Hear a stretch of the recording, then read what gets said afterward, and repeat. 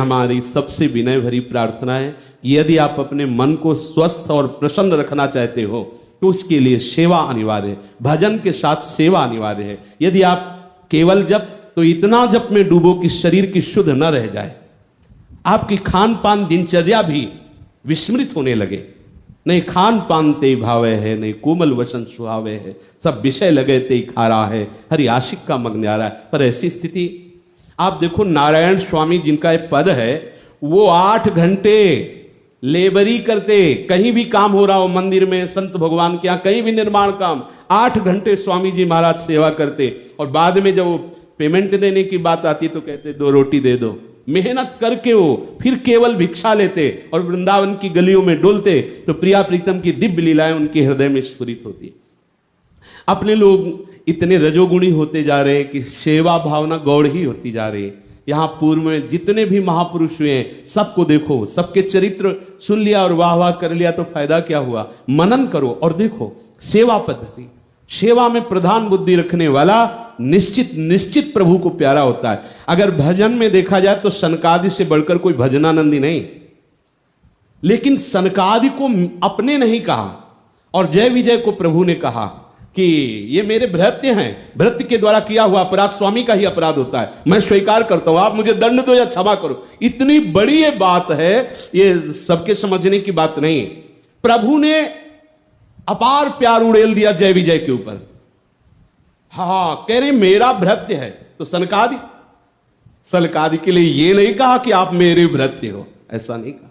सेवा में बहुत, और भजन में जो जय विजय है वही सनकादि है, कोई अंतर नहीं है। अगर जय विजय वहां पार्श्व में रहते हैं प्रभु के तो सनकादि निरंतर आत्मस्वरूप में स्थित ब्रह्मानंद में छके हरिशरणम, अंतर नहीं। पर ये भजनानंदी है और ये सेवानंदी है।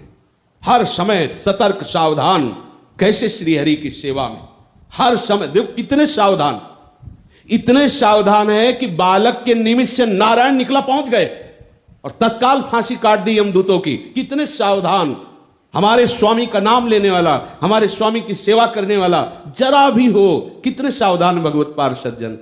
आप इस आंतरिक बात को समझना, इस रहस्य को समझना। एकांतिक भजन जिस कोटि का होना चाहिए उस कोटि का अपने लोगों से नहीं बनता है। तभी ये विकार, तभी ये राग द्वेष, तभी ये नाना प्रकार की प्रपंच वृत्तियां हमें पीड़ित करती रहती हैं। तभी कोई कहता है हमारा मन डिप्रेशन में जा रहा है, हमारा हाई ब्लड प्रेशर हो रहा है। शरीर की कोई भी अवस्था हमारे को विक्षेप नहीं पहुंचा सकती।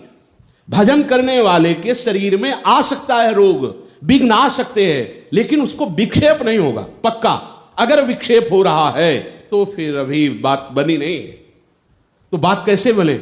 सेवकाई पे उतरो, कहीं भी सोने लगाओ।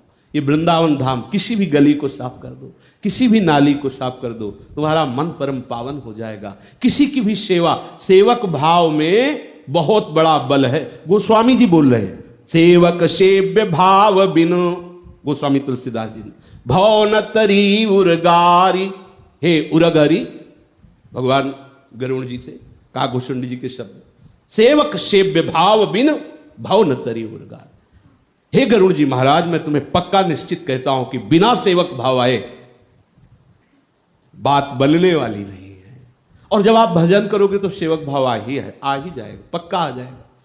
पूज्यपाद उड़िया बाबा जैसे ब्रह्मबोध संपन्न महापुरुष भी सेवा परायण थे। उनकी जीवनी पढ़ के देखना, जीवनी पढ़ के देख। किसी ने एक बार पूछा बाबा से कि बाबा आप साक्षात ब्रह्म हो, तो उनका तुम ब्रह्म को दृष्टि से देख सकते हो, नेत्र से देख सकते हो? अगर कह दे हाँ तो अज्ञान की बात है, क्योंकि ब्रह्म स्वरूप ही है, उसको दृष्टि से कैसे देखा जा सकता? वो तो स्वरूप ही है। ब्रह्म दो थोड़ी है, वो तो जो एक है वही स्वरूप है। जो उड़िया बाबा का स्वरूप है वही अपना स्वरूप है, वही भगवान शंकर का स्वरूप, स्वरूप में थोड़ी अंतर है। तो उनका बाबा फिर आप क्या हो?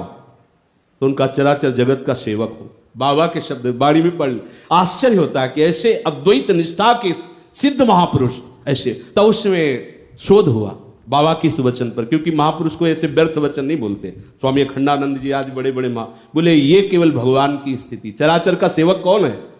इसीलिए वो चराचर के स्वामी है। आप देख लीजिए, राजस्वी यज्ञ में अग्र पूजा हुई ना तो सबके चरण धोएला, ये रीति है, ये रीति है। जो सबका सेवक है वही भगवत स्वरूप में स्थित हो जाता है। तभी तो कहा है, हो सबको निज दास, सेवक जी महाराज, सब अनन्य साचे सुविद, सबको हो निज दास। हाँ, सुमिरन नाम पवित्रति, दरस परस अघनास, दरस परस अघनास बास, निज संग करो दिन, तीन मुख हरिजस सुनत श्रवण मानो न तृपित सिंह। इसलिए भाई आंतरिक रहस्य को समझो। आप धामवासी हो, 4 फूल लेके गूंथ दिए, श्री जी की एक ऐसे बना दी, जुबिया बना दिया, हो जाए थोड़ी सेवा, थोड़ा सा कुछ श्री जी के धाम की, रसिकों की, या किसी को भी जिसको सेवा की आवश्यकता नजर आए, कोई वयोवृद्ध है, कोई ऐसा, किसी की भी, पशु पक्षी, किसी की भी सेवा, वो सेवा आपको सीधे भगवत स्वरूप में स्थित करेगी। अगर आप पशु की भी सेवा कर देते हैं तो आप श्री जी का दुलार प्राप्त करेंगे, क्योंकि उस श्री जी के महल का है, या धाम और कहीं भी चराचर जगत में सेवा करने का अधिकार हमारा सबके प्रति है, पशु पक्षी सबके प्रति। हम अगर अपने को सेवक भाव में कर लें तो फिर स्वामी की महिमा जानना मुश्किल नहीं होगा।